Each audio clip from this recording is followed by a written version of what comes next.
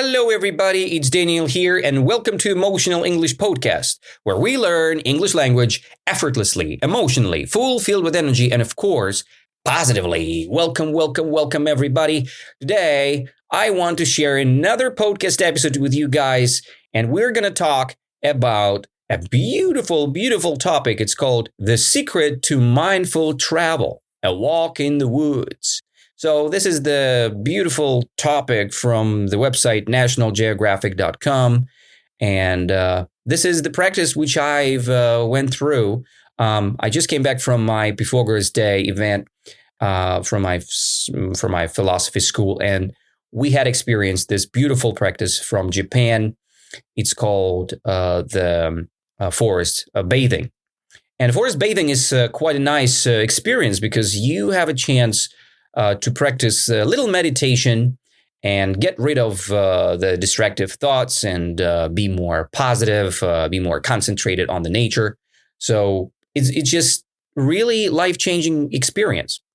And I want to discuss this topic with you guys today and hope that would be pretty positive and life-transforming. But before we start, I want to say a couple words about my upcoming event. Last episode, I made a big mistake of a date. So I'm planning to have my upcoming event on 29th of June, not 28th, okay? So 29th of June from 5 p.m. until 7:30 p.m. In Dojo Number 1 Martial Art Club. And the address is pretty simple. It's Novaya Basmanная 31st, and that's the Building 1. So Novaya Basmanная 31st, Building 1. And that's going to be the free donation event. So all the money which we'll collect, we will just send to charity organization, Sheridar Camp. And if you want to participate, just go to my website, emotionalenglish.ru, and reserve your seat. Do this as soon as possible because we're waiting for you. Be a part of our community, and I see you very soon. So, let's come back to our topic for today, the secret to mindful travel, a walk in the woods, a walk in the woods. So, as I said before, this is the topic from National Geographic website, and this topic is written by Sunny Fitzgerald, this practice generally is from Japan. Let's talk about this and let's discuss all the topics here which are connected.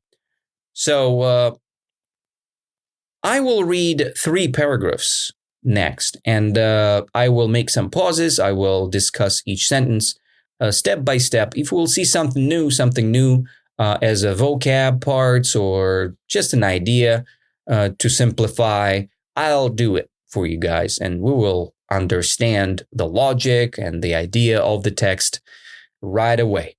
So let's start from the first paragraph. Like I said before, we will have 3 paragraphs about this topic, and let's begin, shall we? Whether you call it a fitness trend or a mindfulness practice, or a bit of both, what exactly is forest bathing?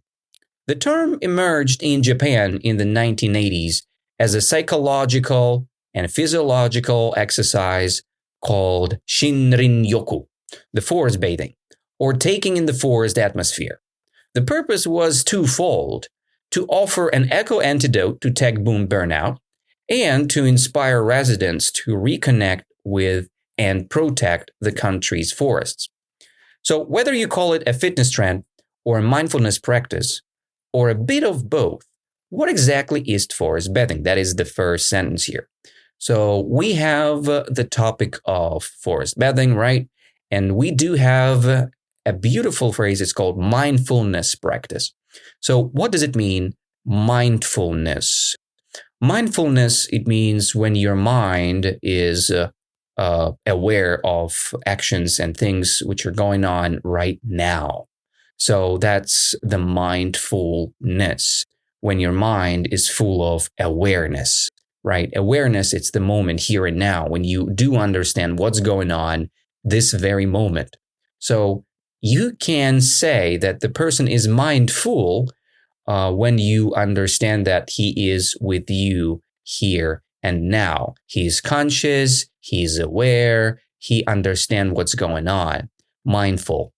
And the same you can say about actions, mindful actions, right? So you can do things automatically or you can do things mindfully, right?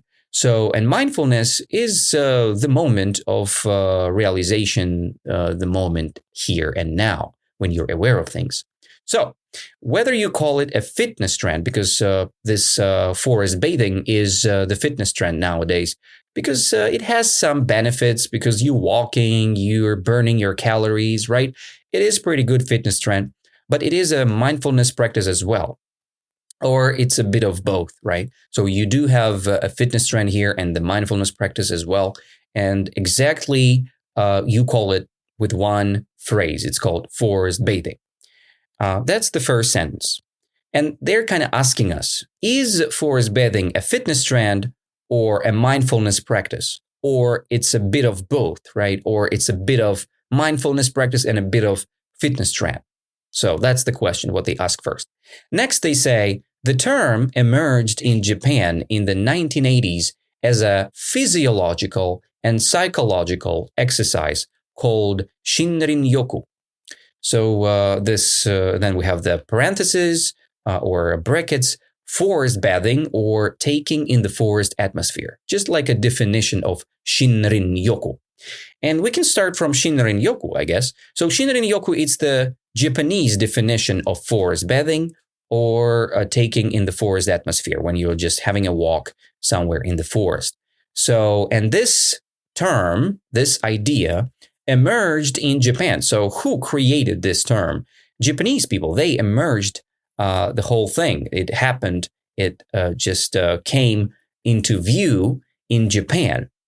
And when it had happened in 1980s, that's when it had happened, 1980s. And it happened as a psychological and physiological exercise.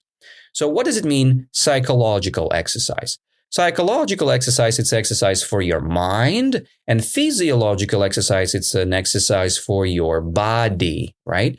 And the Shinrin-yoku practice, this forest bathing practice, it has the benefits for your psychological health and physiological health, right? So it's a good exercise for both, bit of both. So let's jump to the next sentence. The purpose was twofold: to offer an eco-antidote to tech boom burnout and to inspire residents to reconnect with and protect the country's forests. So the purpose, the idea, why they had created this, why it's emerged in Japan, this Shinrin-yoku practice, forest bathing practice, the purpose was twofold. It means it had more than one great things, right? Twofold means it has two great and good things inside, twofold. So first, it offers an eco-antidote to tech boom burnout, right? That's the first reasonable purpose. So we have an offer. So the forest bathing offers us an eco-antidote to tech boom burnout. It means many companies, many cities, they have this crazy, mind-blowing events going on every day. It means your mind is totally occupied with social media, with different films, series, right?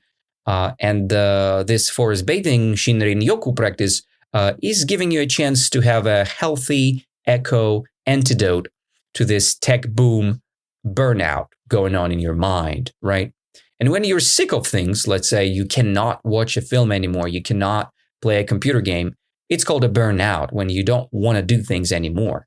And when you're sick of your job, so this is the eco-antidote which helps you to recover your life.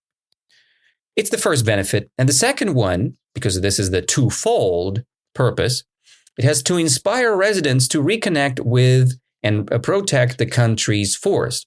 So again, there are even three things, positive things.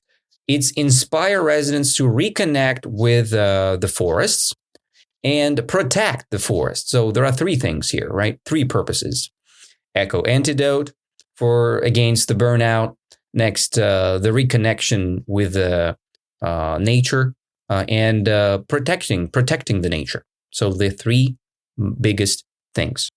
That's the first paragraph, guys. So we discussed what is Shinrin-yoku, forest bathing, and we discussed that it is not just one purpose. It has many other great benefits. It's an eco antidote. It's the inspirational technique, and it gives us some protection. I mean, not us, but it gives the protection to the forest because people are taking care of it, right? Next, we discussed that it's a big global fitness trend and mindfulness practice, a bit of both.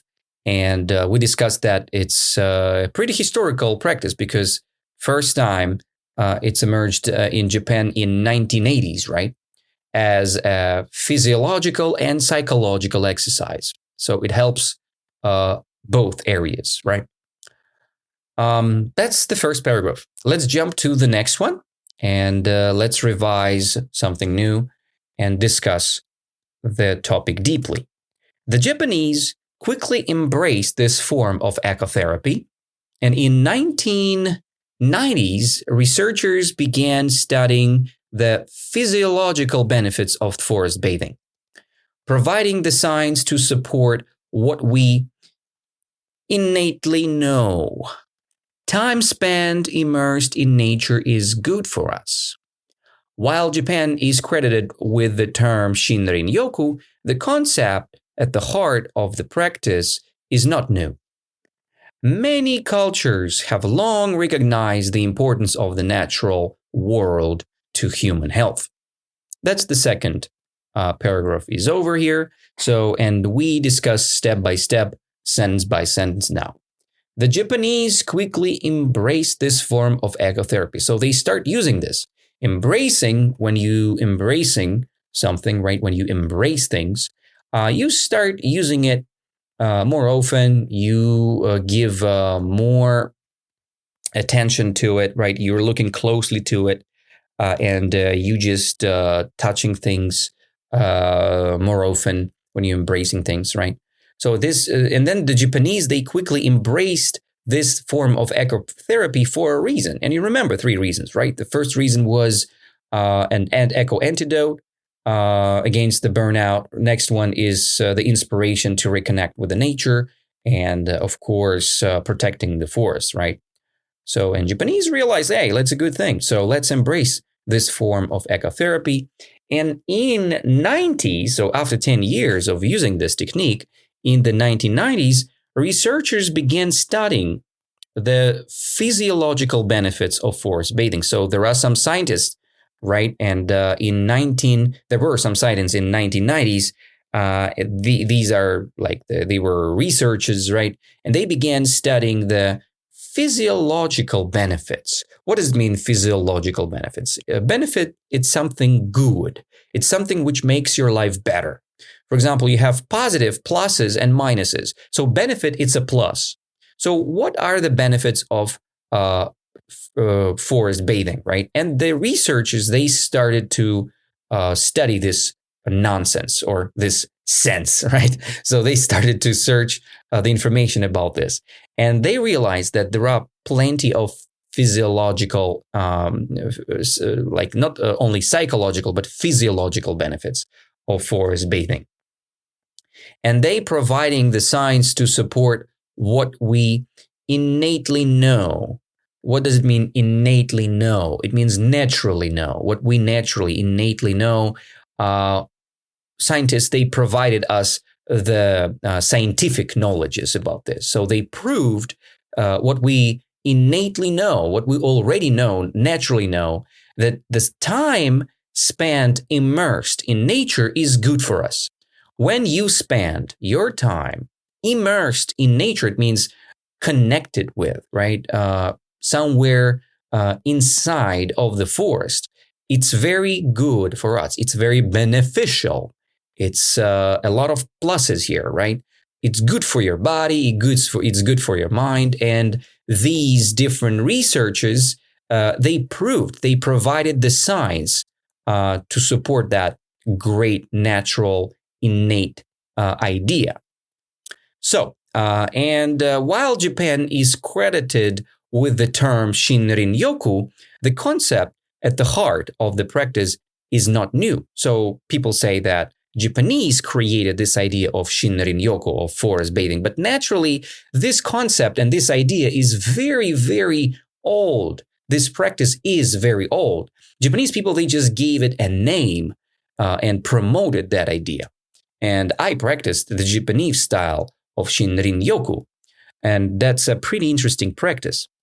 Many cultures have long recognized the importance of the natural world to human health. It means that many cultures around the globe already had recognized that importance of the nature, right? And they had used this for many, many years. They had been using this for almost forever, right?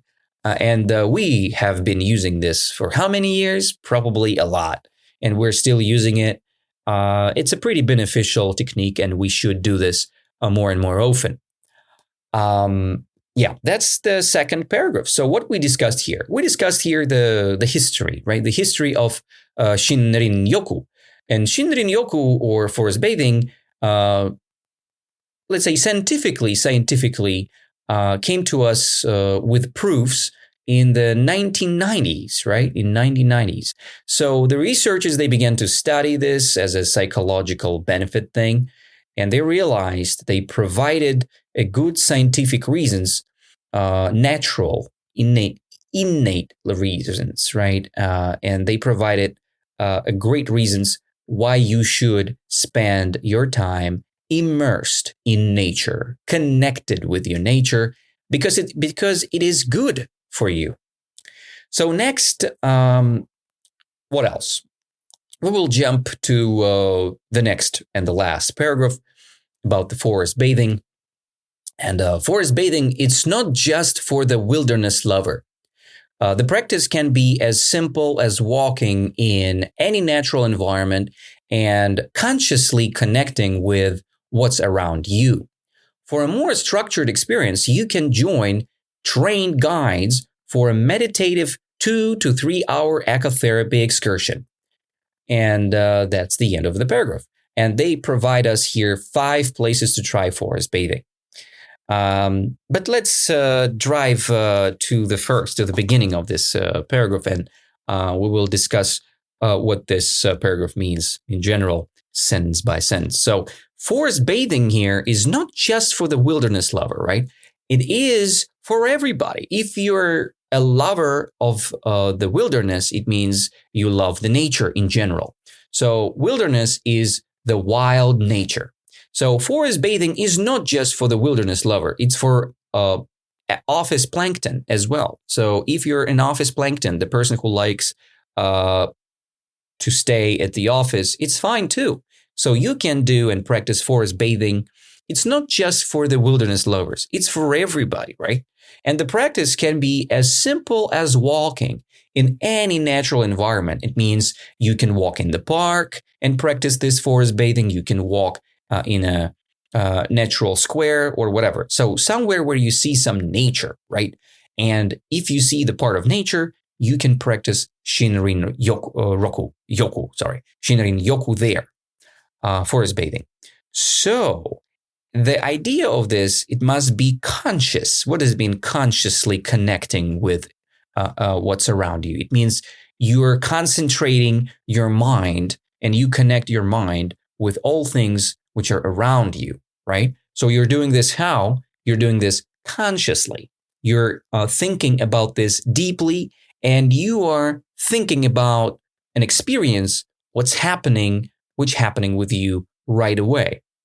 So, and for a more structured experience, they say here, you can join trained guides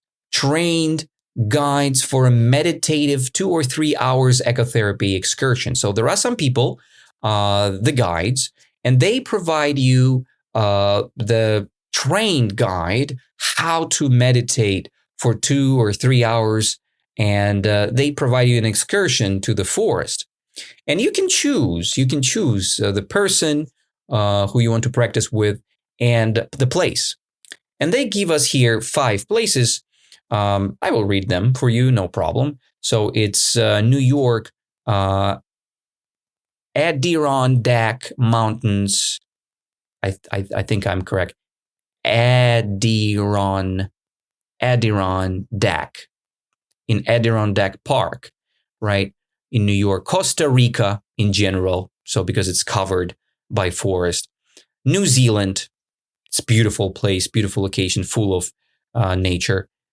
Next, Kenya.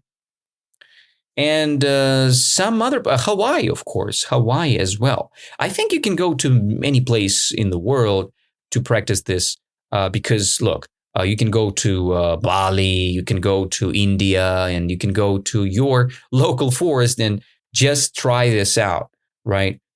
Because the secret to mindful travel is to be mindful, to be in the moment, and to think not about your expected, not about your expectations for tomorrow or for next year. You need to think about the moment you're living here and now. And that is the secret to mindful travel. So that's all for the third paragraph. And let's read the whole thing together. Let's try to reconnect all the discussion we've got before and finalize this idea. Whether you call it a fitness trend or a mindfulness practice or a bit of both, what exactly is forest bathing? The term emerged in Japan in the 1980s as a physiological and psychological exercise called Shinrin-yoku, forest bathing, or taking in the forest atmosphere. The purpose was twofold: to offer an eco-antidote to tech boom burnout and to inspire residents to reconnect with and protect the country's forests. The Japanese quickly embraced this form of ecotherapy in the 1990s. The researchers, they began studying the physiological benefits of forest bathing and providing the science to support what we innately know. Time spent immersed in the nature is good for us. While Japan is credited with the term Shinrin-yoku, the concept at the heart of the practice is not new. Many cultures have long recognized the importance of the natural world to human health. Forest bathing is not just for the wilderness lover. The practice can be as simple as walking in any natural environment and consciously connecting with what's around you. For a more structured experience, you can join trained guides for a meditative 2 to 3 hour ecotherapy excursion. And there are some places where you can visit, right? So that's the end of this beautiful topic, right? The secret to mindful travel. And you know what, guys? I know that there is a book about this practice. It's called Shinrin-yoku, or The Forest Bathing. Try to find it if you're interested. So it's quite interesting because, meditation in general is very hard because you should sit down and do nothing for a while. But when you're walking, it's much more interesting, I guess, and much more not exaggerating, but it's much more invigorating to experience your meditation in the action, right? In action. And it's more fun. It's easier, I guess. And it's still productive. So you're combining the benefits of a normal meditation and you make your mind mindful, right? So this is beautiful. If you're interested in this type of technique, we practice this with our philosophy school, and you can do the same. Just go to the place you like the most, the natural place, right? The place full of nature, and concentrate on things you do there. What we practiced, every 20 minutes, we kind of change the goal of our expedition. So we had the first 20 minutes period, we had, let's say, breathe deeply with smells, right? We try to concentrate on fumes, on smells. The next 20-minute period, we were touching things. We were touching the leaves, touching the flowers. We were concentrating on our touch feeling, right? So we were feeling things by our arms, fingers, and other things, right? Next, we just concentrated on the leaves and trees and flowers and blooms, whatever, with our eyes. With our eyes, it was amazing because you were kind of recognizing more details. Then you try to you try to taste. You try to taste everything. It means you can just lick the leaf, or you can lick the flower, or you can just lick the wind. Yes, the wind has the taste as well. If you've never tried, try this. Very cool. And and then you always keep your silent mode. You shouldn't discuss anything while you're practicing this 20 minutes meditation period. After this period, let's say your first round is over, you can reflect, right? You can discuss this topic deeply, and you show your reflection and you discuss this experience. It's quite valuable. That's what I can say. Highly recommend you guys to try. And it's more interesting to do this not alone, but in a group, because you share the same experience and you have more knowledge while you're doing this together. And if you want to share your experience of English with us, with Emotional English, just come to our event this Saturday from 5:30 p.m. until 7:30 p.m. in Dojo number 1, Moscow. So if you still energized, if you still want to come, just go to emotionalenglish.ru, go to the event sections, reserve your seat, and I'll see you very, very soon. Thank you all, and I see you very soon. So I'm planning to make another reading club session very soon. So let's stay in touch, and I hope to see you very, very soon. Bye-bye.